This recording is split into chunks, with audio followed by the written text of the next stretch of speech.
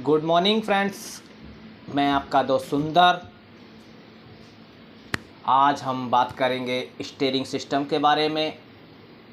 Car के अंदर steering लगाया जाता है उसके बारे में आज हम जानेंगे, उसके पार्टों के बारे में जानेंगे, क्योंकि जो स्टीयरिंग होता है उसी से कार हमारी इधर उधर घुमाने में सहायता देता है। इसलिए स्टीयरिंग का हमें जानना बहुत ज़रूरी होता है और पहले उसकी स्टीयरिंग के बारे में जितने भी पार्ट्स होते हैं उनके बारे में भी हमें जानना होगा। तो आज हम पहले ये जान लें कि स्टीयरिंग कितने प्रकार के होते हैं, उनके बारे में भी आज जान लेते हैं। तो सबसे पहले जो स्टीयरिंग आता है वो एक मैनुअल स्टीयरिंग होता है। उसके अंदर सिर्फ मैनुअली वर्क होता है। जैसे कि आपने जीप के अंदर देखा, पुराने मॉडल की जितनी भी कार आती थी उनके अंदर मैनुअल स्टीयरिंग होता था। उसके बाद में धीरे धीरे अपडेट हुआ और आगे चल के नहीं पावर स्टीयरिंग आया, हाइड्रोलिक पावर स्टीयरिंग आने लगा। उसके बाद में अब जितनी भी कार है उनमें ज़्यादा करके छोटी कार है उनके अंदर इलेक्ट्रिकल पावर स्टीयरिंग आता है। और भी क्या होता है, hydraulic plus electrical power steering भी हो सकता है। तो आज हम बात करेंगे इन तीनों स्टीयरिंगों के बारे में बात करेंगे और उसके बाद में हम और भी स्टीयरिंगों की बात करेंगे कि स्टीयरिंग कितने होते हैं, हाइड्रोलिक होता है, इलेक्ट्रिकल होता है और मैनुअल होता है।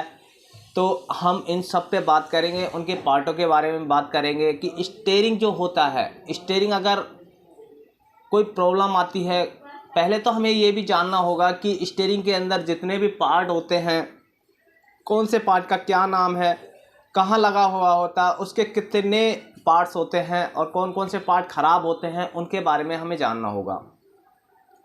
तो अभी हम आपको सिर्फ आज मैं ये बताऊंगा कि स्टीयरिंग, मैनुअल स्टीयरिंग के अंदर क्या क्या होता है उसके बारे में मैं आपको बताता हूँ, उनके पार्टों के बाद में। फिर उसके बारे में हम आगे हाइड्रोलिक स्टीयरिंग के बारे में जानेंगे। उसके बाद में हम इलेक्ट्रिकल स्टीयरिंग के बारे में जानेंगे, ईपीएस जो होता है और उस कैसे इलेक्ट्रिकल करंट लेके वो इलेक्ट्रिकल मोटर को ऑपरेट करता है, उसमें कौन कौन से सेंसर होते हैं, कौन सा कंट्रोलर होता है, उनके बारे में जानेंगे। और जो हमारा हाइड्रोलिक होता है उसके बारे में भी हम जानेंगे, हाइड्रोलिक कैसे वर्क करता है, उसमें क्या होता है, कौन से ऐसे पार्ट ज़्यादा मैनुअल से ज़्यादा होते हैं। लेकिन होता क्या है, पार्ट सारे एक ही होते हैं लेकिन कुछ फीचर्स बढ़ाए जाते हैं।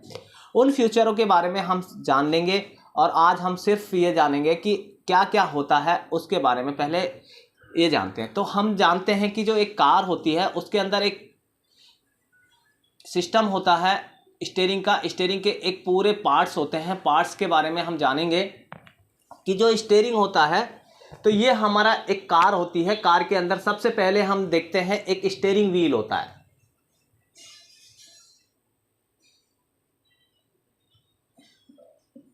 ये हमारा एक स्टीयरिंग व्हील है। जब हम इसको इधर उधर घुमाते हैं तो ये हमारे आगे पहिए पे महसूस होता है कि हमारा स्टीयरिंग किधर कट रहा है। तो वो हमारा लेफ्ट राइट का जो हमारा स्टीयरिंग व्हील है।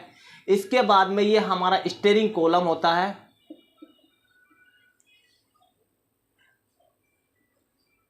स्टीयरिंग कॉलम यानी कि एक रोड होती है। आज जितनी भी कार होती है उनके अंदर एक स्टीयरिंग कॉलम होता है। उसके अंदर आप देखेंगे कुछ पार्ट्स लगाने के भी बोल्ट्स, जैसे कि आपका कॉम्बिनेशन स्विच, स्टीयरिंग लॉक्स, ये लगाने की ज़रूरत होती है। तो उनमें वो ब्रैकेट्स बने हुए हैं, होल बने हुए होते हैं। तो ये पोर्शन आपका स्टीयरिंग कॉलम आता है।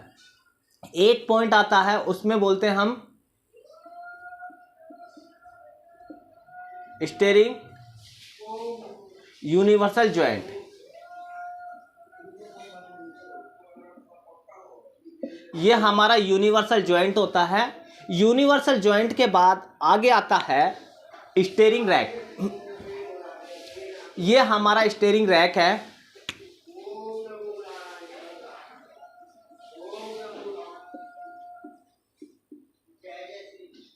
ये हमारा स्टीयरिंग रैक होता है। इसके बाद में हमारा ये व्हील होता है। ये व्हील होता है। इस पोर्शन को हम नक्कल बोलते हैं। ये नक्कल है। उसके बाद में हमारा यहाँ से एरिया, ये जो होता है हमारे एंड होते हैं, इनर आउटर एंड होते हैं। तो इनके बारे में हम पूरा डिटेल से जानेंगे। अभी हम देख रहे हैं कि एक रैक एंड पिनियन वाला स्टीयरिंग हमने आपको दिखाया है। दूसरा स्टीयरिंग आता है वोम एंड गेयर्स, वोम एंड नट्स और वोम एंड सेक्टर वाला। तो ऐसे करके इसमें भी एक रैक एंड के अलावा 4-5 और स्टीयरिंग आते हैं, उनके बारे में भी हम डिटेल से जानेंगे। तो अभी हम जानते हैं कि हमारा ये रैक एंड पिनियन वाला स्टीयरिंग है, तो इसके अंदर ऐसा क्या है, ये कैसे काम करता है और इनके कौन कौन से पार्ट है। तो अभी मैं आपको सिर्फ पार्टों के बारे में बताऊंगा। अगली वीडियो में आपको मैं दिखाऊंगा ये कैसे काम करता है, इसमें ऐसा क्या क्या चीज़ होती है, एक एक चीज़ के बारे में हम जानेंगे। तो सबसे पहले आता है हमारा ये व्हील होता है, जिसे हम टायर बोलते हैं। ये हमारा नक्कल होता है, नक्कल के ऊपर हमारा एक एंड लगता है, एंड के बाद हमारा इनर बॉल जॉइंट लगता है। ये हमारा स्टीयरिंग का रैक एंड पिनियन सिस्टम है, इसमें रैक और पिनियन दोनों लगी हुई है। इसके अंदर हम देखेंगे कि इसमें जो ग्रीस डाली जाती है, ऑयल चलता है, उसके लिए कितनी सील्स लगी हुई होती है और ये कैसे कैसे होता है, इस हिसाब से ये लेफ्ट का और राइट का होता है। तो अब हम ऊपर देखते हैं, ये हमारा स्टीयरिंग यूनिवर्सल जॉइंट है, ये हमारा कॉलम है और ये हमारा स्टीयरिंग व्हील है। स्टीयरिंग व्हील के ऊपर एक नट लगा हुआ होता है, नट के द्वारा ये घूमता है। जब नट कस देंगे रोड के साथ तो ये हमारा काम करना चालू करेगा। तो ये हमारे मेन पार्ट होते हैं। यही हमारे हाइड्रोलिक में भी यही पार्ट होंगे, इलेक्ट्रिकल ईपीएस के अंदर भी पार्ट यही होंगे, बट उनके अंदर कौन कौन से पार्ट और ज़्यादा लगे हुए होते हैं उनके बारे में हम जानेंगे। अगली वीडियो में हम ये देखेंगे कि हाइड्रोलिक जो होता है उसके अंदर कौन कौन से पार्ट और ज़्यादा इसमें ऐड किए हुए हैं, उनके बारे में भी हम जानेंगे। तो आज की वीडियो में मैं आपको इतना ही बता पाया हूँ कि आज जो हमारे मेन पार्ट्स लगे हैं मैनुअल स्टीयरिंग के अंदर, जो ये पार्ट है, इन पार्टों को अगर आप जानेंगे तो आपको कहीं पे भी कोई दिक्कत नहीं होगी। अब मैं अगली वीडियो के अंदर इन पार्टों के बारे में पूरा डिटेल से बता दूंगा, एक एक पार्टों के बारे में। अगर ये पार्ट ख़राब होता है तो कार के अंदर क्या फॉल्ट आएगा, क्या क्या दिक्कत आएगी। उसके बाद में ये स्टीयरिंग के साथ ही हमारा सस्पेंशन भी काम करता है, क्योंकि स्टीयरिंग अगर सही नहीं होगा तो हमारा सस्पेंशन सिस्टम भी प्रॉपर काम नहीं करेगा। तो आपने देखा कि इसमें ये 4-5 पार्ट होते हैं मेन चीज़, और ये पूरा ही एक पार्ट का एक असेंबली बन जाती है। जब ये असेंबली बन जाएगी तो पूरा हमारा स्टीयरिंग असेंबली हो जाता है। तो आई होप कि आपको ये वीडियो अच्छी लगी होगी। अगर आपको ये वीडियो अच्छी लगी तो आप इसे लाइक कीजिए, शेयर कीजिए, सब्सक्राइब कीजिए और अपने दोस्तों को बताइए, जिससे उन्हें भी इसके बारे में कुछ नॉलेज हो जाए और उन्हें स्टीयरिंग के बारे में कोई ऐसी दिक्कत ना आए कि कैसे इसे खोला जाता है, कैसे इसे रिपेयर किया जाता है। उसके बारे में भी हम आगे वीडियो में बात करेंगे। Thank you, wish you wealth. धन्यवाद दोस्तों।